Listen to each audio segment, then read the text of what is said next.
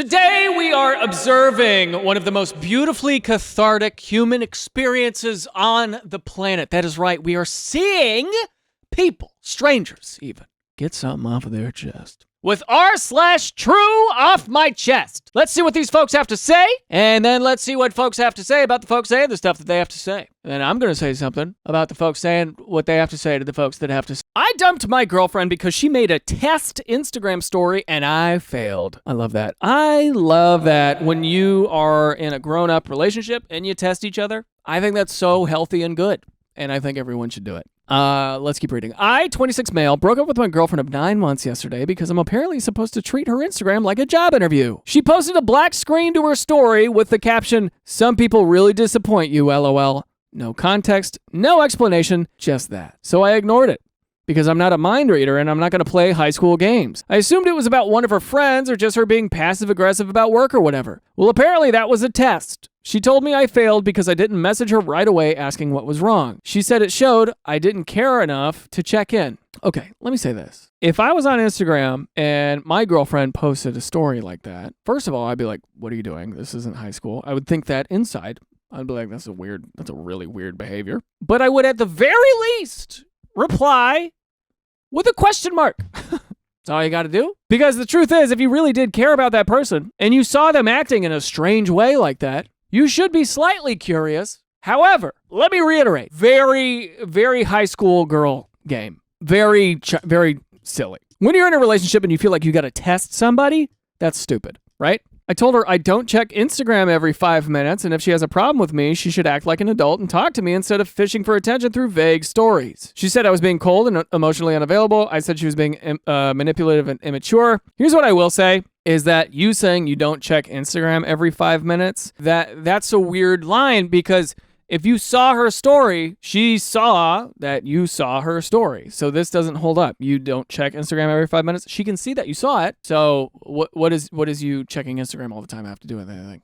Yes, she was fishing for attention through a vague story. This is true. This is what was going on. You know, people who have their stuff together don't normally do this. I don't know. It's just up to you whether or not you want to be with somebody like that who feels the need to test you and stuff. But, you know, if you're really about her and you actually are interested in her emotional well-being, you would have replied with something, right? Even though it was childish. This is just a weird situation. I'm obviously rooting for this relationship to fail. I'm glad y'all are over, but good Lord. She cried. I packed my stuff. She's still messaging me, telling me I'm heartless for leaving over one small thing. But it's not one small thing. It's the million little red flags I've ignored for too long. The tests, the mood swings, the social media drama. I'm not dating a puzzle I have to solve daily just to avoid a tantrum. I see. So this is one of many things. I want peace, not stories written in invisible ink that I'm expected to decode when she sits there with her arms crossed, waiting to see if I love her enough to notice. Done, blocked, logged out. I feel like I can breathe again. Okay, I see. So it's not this one thing. She's been putting up a bunch of hoops for you to jump through your entire relationship in 9 months. Yeah, get out. No. If you're in a relationship where you feel like you got to test the other person all the time, it's not the relationship for you. I've been in similar environments, and good Lord, get out of there, baby.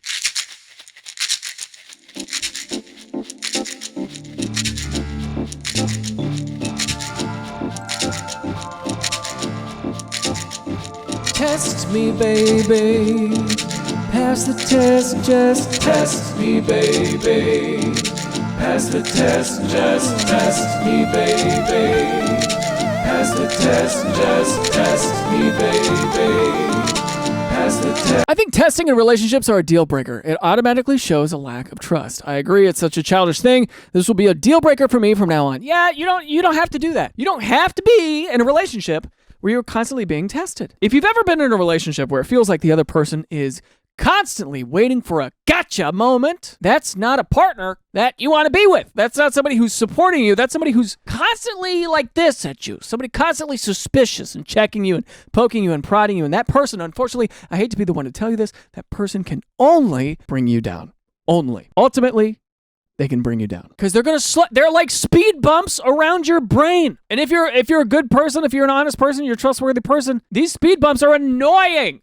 You've passed a far more important test Forward, always. I think this is the best reward I've ever gotten for passing a test. Freedom from a life of BS. I'm not dating a puzzle I have to solve daily. This. Good for you knowing your worth. She was being attention-seeking and you handled it maturely. Posting vague statuses for attention is draining on everyone around. 100%. Life is too short for that crap. Yeah, agree. I agree. It's an immature thing, but you not biting at it tells me that you've been out of this relationship for a while. You know, if it was a one-off, like a random thing, I'd be like, what is this? But yeah, in this circumstance, it's sounding like it just happens all the time.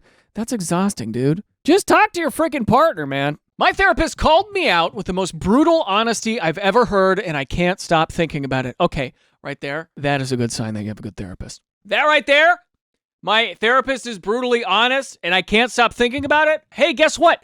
It's like a friendly version of a parasite. You know what I'm saying? Just a positive earworm. An earworm that helps you. What's the opposite of an intrusive thought? A surprise microphone. What's the opposite of a surprise microphone? Surprise existential dread. Had my weekly session yesterday, and we were talking about my habit of overthinking literally everything. Like, I'll spend 3 hours analyzing a text message before responding, or replay conversations from 2019 at 2 a.m. She looks at me and goes, you know what your problem is? You're running a full diagnostic on a paper cut while ignoring the broken leg. First of all, paper cuts hurt. Exhibit A, my fingy right there. I was opening a box from Amazon. Okay, took a pair of scissors, cut open the box. As I cut it, what cut me? The scissors? No. The packaging, the paper from Amazon? No. It was the lip of cardboard. So if you see this, just know it wasn't from doing finger push-ups. It was from opening up, hilariously, a comforter from my bed. Something to bring me comfort. My first experience with it brought me pain. I'm just saying. 0-star review. I just sat there like, damn, that hits different. But then I remembered this weird shirt my roommate wears that says something like, my anxiety has anxiety. And I started laughing because it's so painfully accurate. Like, literally, I give myself anxiety about being anxious and then anxious about that anxiety, and the cycle just never ends. My therapist asked why I was laughing, and when I explained, she actually wrote it down in her notes. Said it was the most self-aware thing I'd said all month. Now I can't stop thinking about both things. Her brutal observation and that ridiculous shirt. It's like they're connected somehow. Like maybe the people who get the joke are the ones who need to hear it most. Anyway, I'm supposed to practice just existing without analyzing every breath I take. We'll see how that goes. Anyone else have those moments where someone says something so blunt, it rewires your brain a little? I saw something the other day. I was researching for this video that I'm kind of excited about. Anyway, it's a guru type gentleman, okay? And he said something to the effect of, you at any point can choose to be happy. Generally speaking, you can just decide to be happy. He said happiness is a decision. And I heard that. And the next day, I was sitting on a chair. And I was, very much like this person, ruminating on something that had happened a while ago. And I was worried about it. And I was stewing on it. And I was thinking about it. And I was letting myself feel that soothing heat, that hot lava of anxiety just starts pooling in my chest. Thinking about it, and I'm trying to like use my brain as a weapon, as a muscle to push me through the other side of that anxiety and just problem solve and just figure stuff out, you know? And then that voice popped up in the back of my mind. Hey, do you know you could just decide to be happy? Because I was sitting there and I was digging deeper, heavier into this lava feeling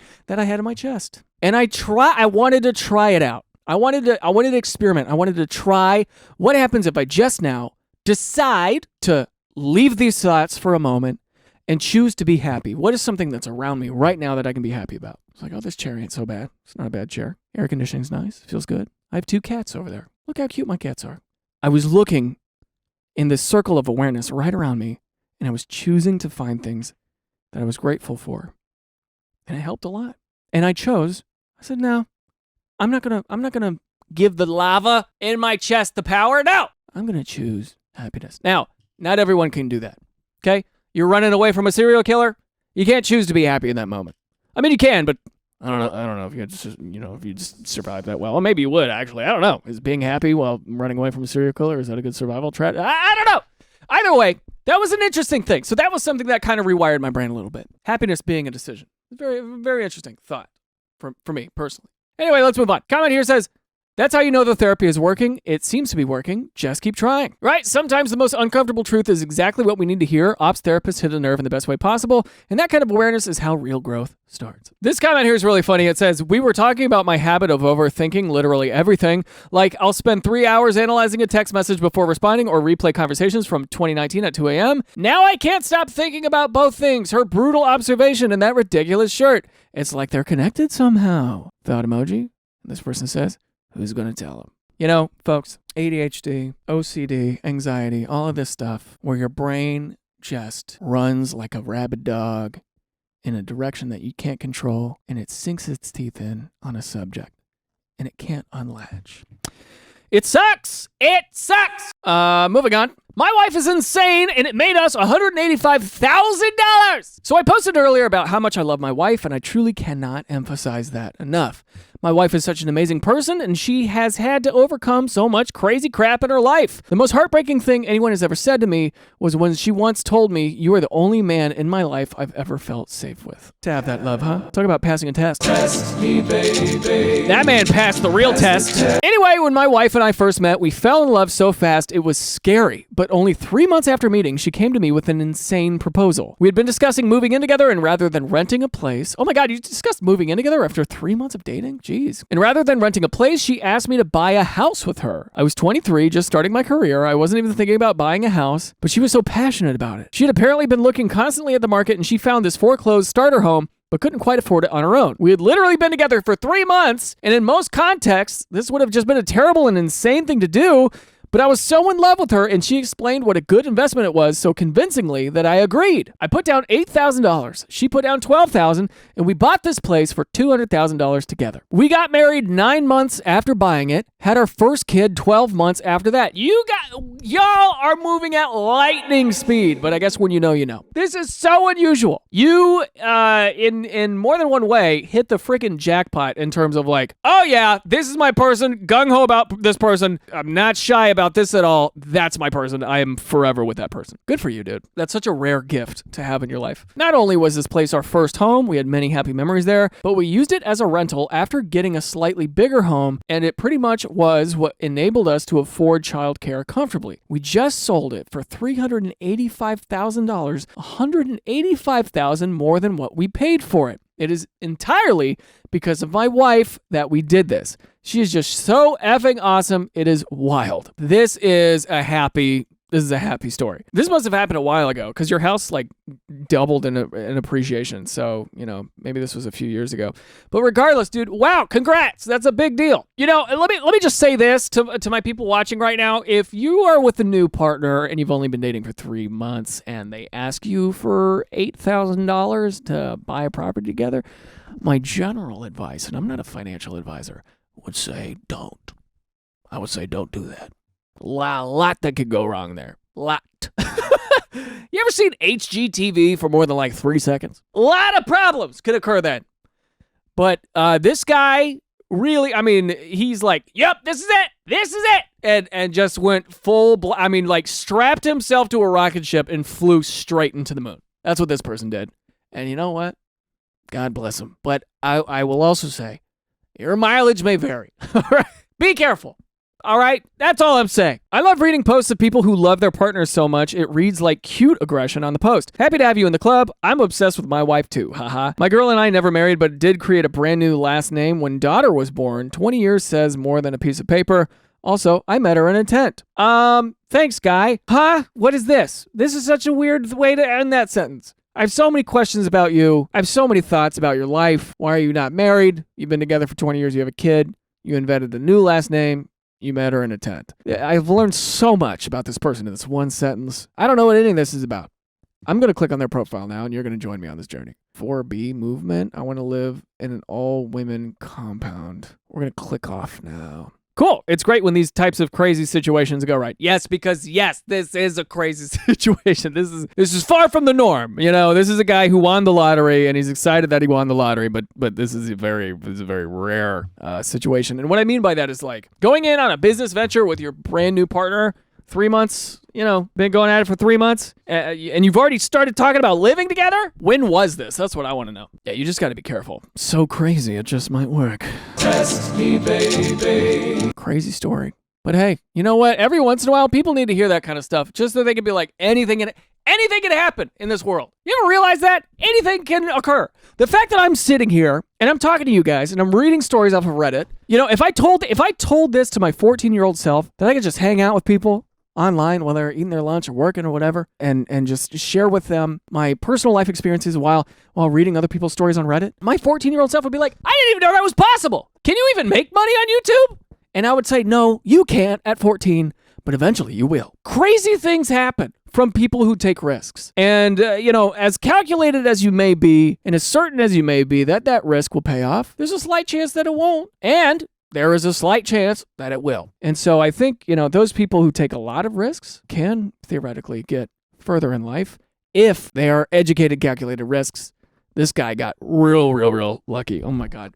All right. This one's spooky. Let's read this one. A memory from age 4 reminds me of how terrifying a maternal figure can be when luring children into danger. Hey, folks, have you seen the movie Weapons yet?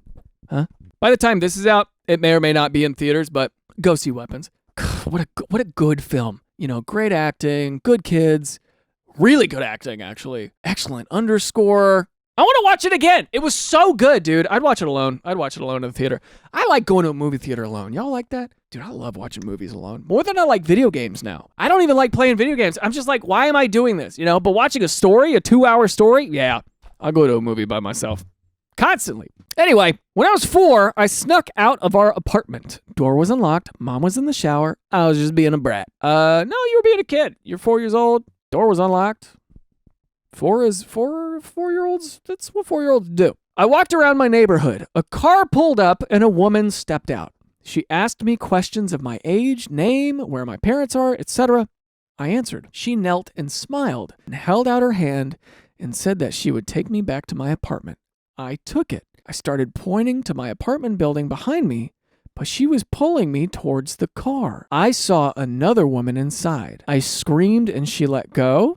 I ran back home, never told anyone. When I read cases of kidnapped children, I often remind myself that children are drawn to maternal figures, especially attractive women. It's hard to assume only men do this. That's really interesting because when I think of kidnappers, I think of men. I do.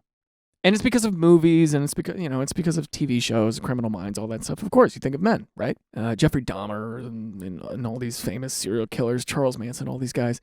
You think of guys, usually. But I think women would be a lot more effective at it, It's like ingrained in us to trust these maternal figures, so much so that they would be highly effective at luring children into danger. And there were 2 women in this car. Good for you for escaping. I'm glad you got that off your chest. The lesson from this, really, folks, is be paranoid about everybody and never stop watching your back. At least in America. This commenter here says, what made you decide to scream? You were either taught something that saved your life or your intuition was spot on that day. I remember always being wary of men, but never of women. This is a good warning. Honestly, this is a good warning. It's something that you might want to, if you have kids, remind them that women are also a part of this. A lot of families have a password. It's like, hey, your mom is sick. She got hit by a car. She wanted me to come pick you up.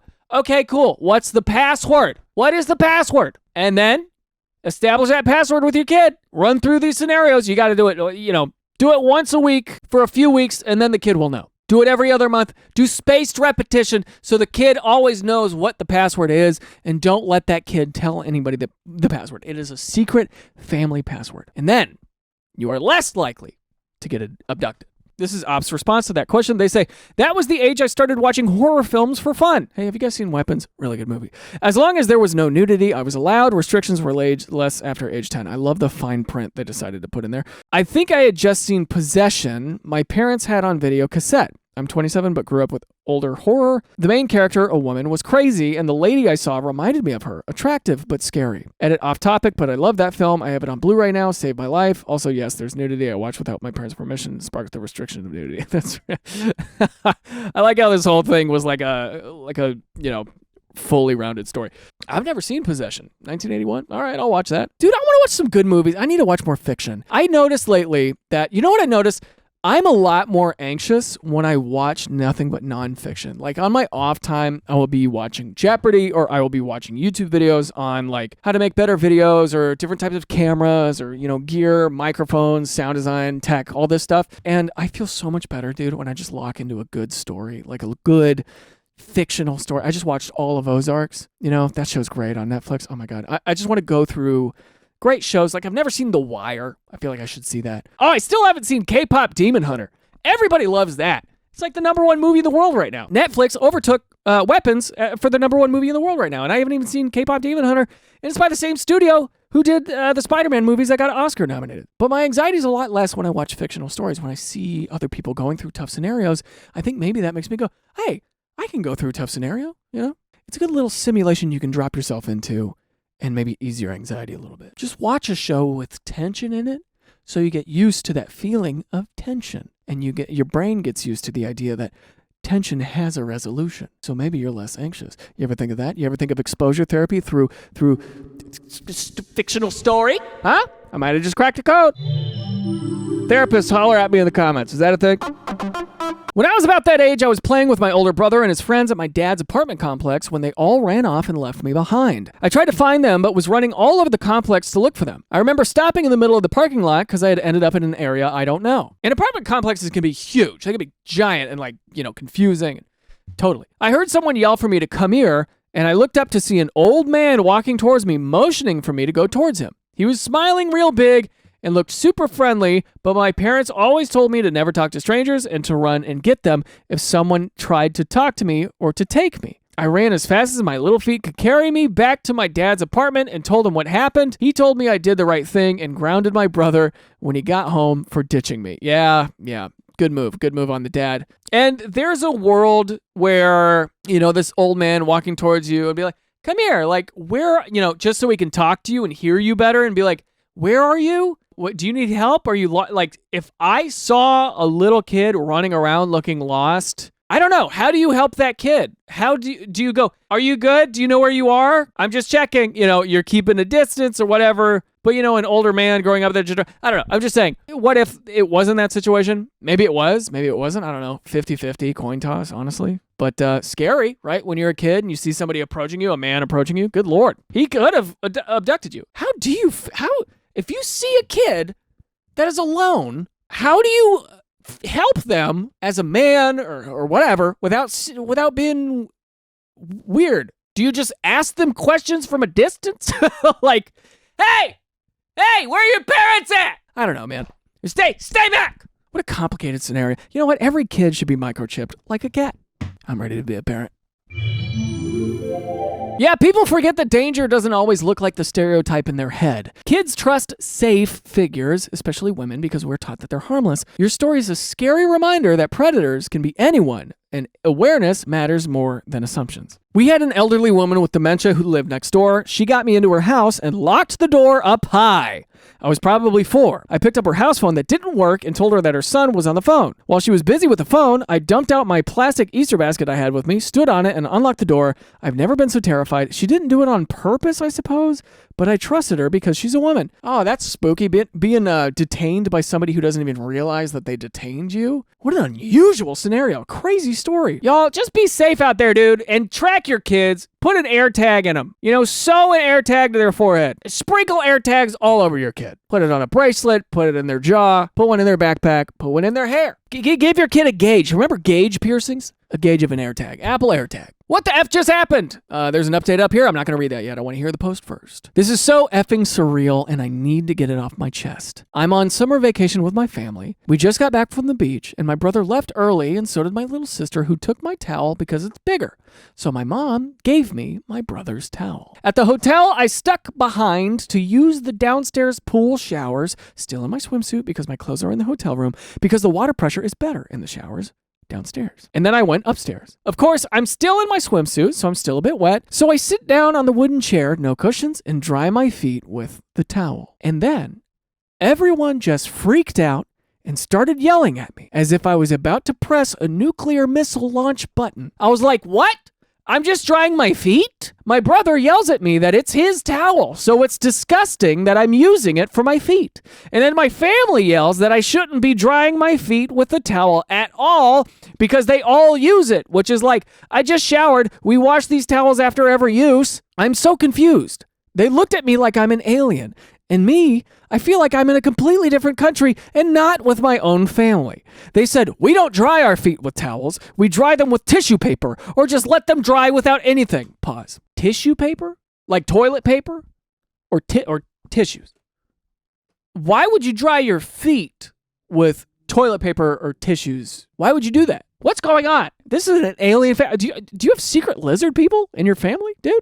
Why do they all just go like, get on a rock and kind of do the lizard hump on the rock? You know what I'm talking about? And just dry off that way. Is that what they all want to do? Let me show you the lizard hump.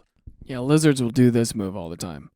It's like a push-up kind of a thing. So that's how you're supposed to dry your feet, is what the family's getting at here. I'm still so effing confused. At this point, I legitimately think they're effing with me, and I'm waiting for any one of them to laugh and say, gotcha, but they're still dead serious. So to get back at them, still thinking they're messing around, I get up and start pulling huge wads of tissue paper from the box quickly AF, and then they freak out and yell at me again, thinking I'm being dead serious. What do you mean? They're freaking out now that you're drying your feet with tissue paper? What's going on? They got to be pranking you, dude. And they're just treating me like an alien. I asked them, did you guys hit your head at the beach or get into an accident or something? Because this doesn't make any effing sense to me at all. Pause. Do you have real dirty feet? This is information, you know, and I'm not trying to pull a Dan Schneider on you, but we got to see them feet. All right. We got to see how dirty them feet are. Because if they're like black at the bottom and you didn't wash them well enough and the towels were white, I would kind of understand, but I don't think that's what's going on. You're saying you just showered and you are trying to, rinse off and dry your feet off. And I do that all the time. I don't know, this sounds silly as crap, but I already suffer with disassociation, and this just made it a million times worse. I feel like I'm in a dream or an alternate reality or some crap, like I'm completely destabilized and might cry. I'm in so much shock right now. Yeah, over a silly towel, but what the heck did I just get slapped with? I legit just went and asked ChatGPT if people dry their feet with towels or if I'm just crazy. I still don't, well, what did it say? You know? What did it tell you? I still don't understand what just happened, and they're still not joking or letting up anything. They actually don't want me to dry my feet with a towel. I'm so effing confused, man. You have to. If you're going to put your feet in socks while they're still slightly wet or tissue papered up, dude, what the frick, dude? How about this? Buy your own, buy a singular washcloth for $1 at the dollar store or whatever, Ralph's or, some grocery store or whatever, and just use that. It'd be like, this is my foot towel, y'all, and I'm allowed to use this. How weird. You're fine. They're weird. Unless you got dirty feet. Unless you got cut up, nasty, dirty, stank booty feet, and it's an open wound on there, and you're just like, all your fungus is getting on that towel. That's one thing. Unless you have exceptionally disgusting feet. Your family's whack, dude. Update, I finally found a good enough way to bring it up again. I said to my mom, hey, I asked some friends online if they dry their feet with towels or tissue paper because I'm confused. They said they've never heard of anyone drying their feet with tissue paper because after a shower, you'd be all clean. She was very confused and said, well, I've never heard of anyone drying their foot with a towel. If it's your own towel, sure, but you should usually dry it with tissue paper, not a towel. So there's that. Who told you that? What kind of tissue paper? What do you mean? Did you grow up in a family with athlete's foot or something? Another thing, I noticed a foot track of water coming out of the bathroom. It's because my dad in his wet slippers after he washed his feet and had come out without drying them. Guess what his feet look like? Yep, cracked open rocks. Yeah, of course. You got to dry them things out, dude. You put a wet foot in like a Birkenstock. Tell me about that. Your feet are going to get disgustaroni. There's an update here at the top that we skipped initially. Let's see. Edit. So, wow, this blew up. Update. It has been a day. I was very shaken up by what happened at the time. So much so, I hid in the bathroom from them. I'm sorry. That sucks. I know it's a very little thing. It's a funny thing. It's a weird thing. But this person is essentially being like gaslit by their entire family. And to me, this is like discovering that some people, half of the population, wipe standing up. I still, to this day, I still do not fully understand how people wipe standing up. How do you do that, dog? That's your cheeks ain't spread enough, my friend. But then again, 50% of the population does it. I've never understood. How is that a thing that people do? I've calmed down now and I'm doing a lot better. To preface before you read this isn't a one-off or a quirky odd instance of opinions clashing. It's part of a larger pattern of abuse As you read further, the effects of such abuse will become clear. Plus, my post history serves as a bit of a diary for added context on their unhealthy patterns. Okay. Here's some comments that are going to add a lot more context based on the update we saw. I'm so sorry they blew up on you for that. I've never seen anyone dry their feet with tissue paper or anything other than a towel. This is weird, and I'd be so confused too if my family just came at me for something I've done for, well, all my life. The only advice I have is what I would do in that situation, I would let it blow over and make sure to always have my own personal towel with me, so nobody can say anything about how I use my towel. Op replied, they said, yeah, you're absolutely right. I should really just ignore them for my own peace of mind. Nothing good will come out of involving myself further. Still, drying with tissue paper makes no sense. I've never seen them do that. Yeah, also, it'll get clumpy and gross and weird, right? I've never heard of that in my entire life. That's so gross. This person replied, they said, I hate to say this, but has anything like this ever happened before? As in your family having a disproportionate, harsh reaction to something you've did? Or even them questioning your judgment as a group, especially about something you were very certain of? Maybe it wasn't so clear-cut, but it really did feel like you were in the wrong. Hell, maybe you were partially in the wrong. I say this because this is an ingrained dynamic in my own family. It happened just occasionally enough for me to believe I was the problem. Even when their claims were completely absurd, I could never be 100% certain of my own judgment. They were just that unshakably sure of themselves. I always had to seek out a secondary source, just as you have. The whole thing made me feel crazy. I think we're dealing with people who don't understand that there are alternative ways to do things. And they think that because we do it this way, 100% of all humans on the planet must do it that way as well. Otherwise, they're freaks of nature and deserve to be yelled at. And that's not a great dynamic to be around, you know? The only recent example I can think of is my dad claiming he has never heard of an engine light before when I was having car trouble. What? Your dad said that? What do you mean you've never heard of an engine light before? That doesn't mean it doesn't exist. Past instances have ranged from far more unhinged claims to overreacting at a mistake I made. They would make me feel like even the most common logical mistake on my part made no sense at all. And yes, this is gaslighting. Not in the Reddit way or whatever. This is actual gaslighting. Perhaps I'm wrong here though. I'm known to jump the gun. Your mention of disassociating just really struck home with me. I fully believe my own disassociating was heavily influenced by the same behavior. That's so freaking interesting. All right, Op replied, and it's a long one. Let's strap in, folks. Honestly, I 100% agree with you. I will say my brother was in the right to think it's gross that I'm using his towel to dry my feet, even though I just showered and the towels get washed regularly. Regardless, though, yes, they absolutely overreact and blow things out of proportion on the regular. I do actually post about it sometimes, and recently, and I posted about this, I got acid splashed in my eye, for which I flushed my eye for 15 minutes before going to the ER, and my dad insisted the entire time that I was absolutely overreacting. Even after I was diagnosed with severe conjunctivitis, which is pink eye, my vision being affected even until now, where it randomly blurs and stings despite the constant medication I'm taking. He still insists I massively overreacted and I should not have gone to the ER. Hey, Dad, what's up?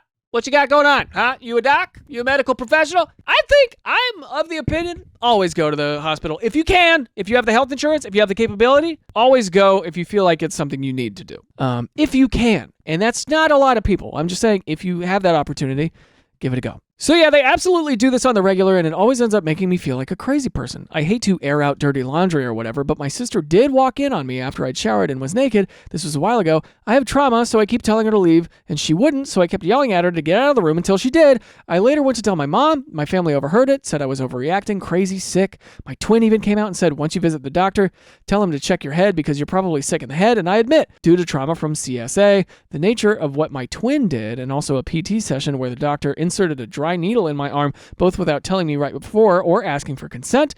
I was shaken up as all hell, and from all that compounded pressure, I could only turn towards violence since I felt like I had no way out while I was being crushed by a hydraulic press. Hey folks, here we are dealing with somebody who's got a lot going on, baby.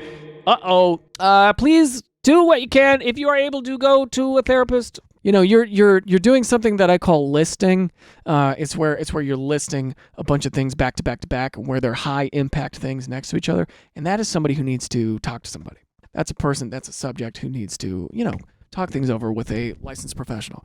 And I think that is important. Another instance was medical gaslighting for 3 years after my mom assaulted me and twisted my wrist so badly I lost 85% mobility and 95% function in my left arm for a significant chunk of time, not to mention the chronic pain that would wake me up at night crying or keep me from sleeping. Also not to mention a nice little streak of medical malpractice to go with it, where she caused me neuralgia, paresthesia, due to intramuscular injections gone thankfully only slightly wrong because she wasn't used to giving them to someone my weight. I lost a significant chunk of memory from that period of time because of the intense chronic pain. I only remember it taking 5 minutes just to slowly walk the length of her hallway while leaning on the wall, plus using broomsticks as walking canes, and that I would cry while changing my pants, but I'm apparently a member of r/chronic pain because of it, despite not remembering joining it in the first place. Needless to say, I can no longer run properly, but that's a good thing because I could have been paralyzed instead. My disassociation does in fact stem from my family's abuse, all of it.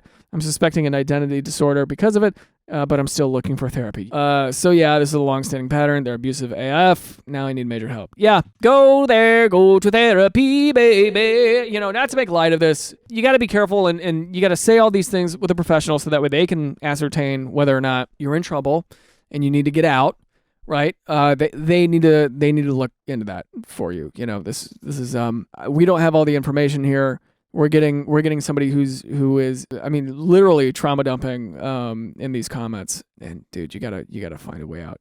So this little towel story is super weird. It's like why would you dry your feet off with tissue paper? But then when you look further into it, this person's got a lot of things that ain't going well with their family. And to kind of summarize how I feel and probably how you feel, this comment here says, listen, I hate feet to the point where I have my own sets of towels and my husband has his, but goddamn, your family sounds crazy. So hey, if you think you got some weird stuff going on in your family, are you drying your feet with paper with tissue paper? Is that what you're doing? You're drying little toesies with freaking tissue paper, huh?